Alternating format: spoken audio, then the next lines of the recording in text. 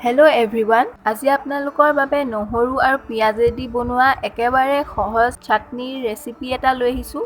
প্ৰথমতে ইয়াত মই 3টা ডাঙৰ সাইজৰ পিঁয়াজ আৰু 2টা ডাঙৰ সাইজৰ নহৰুৰ বাকলিখিনি এনেদৰে গুচাই লৈছোঁ। এতিয়া পিঁয়াজখিনি অলপমান ডাঙৰকৈ কাটি লৈছোঁ। কেৰাহী এখনত ডাঙৰ চামুচেৰে 2 চামুচ মিঠাতেল দি লৈছোঁ। তেলখিনি গৰম হৈ গৈছে, এতিয়া নহৰু আৰু পিঁয়াজখিনি দি লৈছোঁ।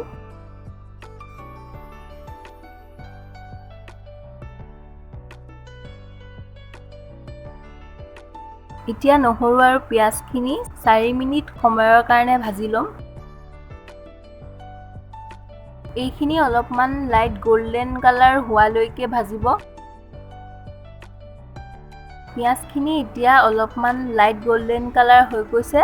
এতিয়া মই গেছটো অফ কৰি লৈছোঁ। এতিয়া মই এইখিনি প্লেট এখনত উলিয়াই অলপ সময়ৰ কাৰণে ঠাণ্ডা হ'বলৈ থৈ দিম।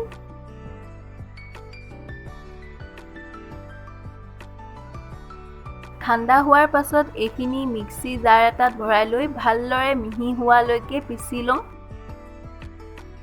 এতিয়া একেখন কেৰাহীতে ডাঙৰ চামুচেৰে 1 চামুচ মিঠাতেল দিছোঁ। তেলখিনি গৰম হোৱাৰ লগে লগে ইয়াত ডাঙৰ চামুচেৰে 1 চামুচ কাশ্মীৰী ৰেড চিলি পাউডাৰ দি লৈছোঁ। পিচি থোৱা নহৰু আৰু পিঁয়াজৰ পেষ্টখিনি ইয়াতে দি লৈছোঁ।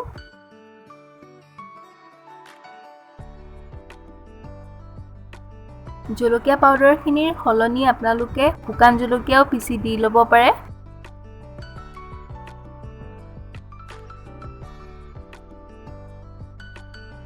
এইখিনি এতিয়া মিডিয়াম ফ্লেমত ৰাখি ভালদৰে ভাজি ল'ম।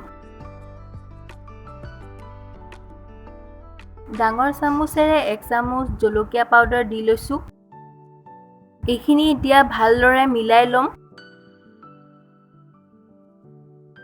সৰু চামুচেৰে 1 চামুচ নিমখ দি লৈছোঁ।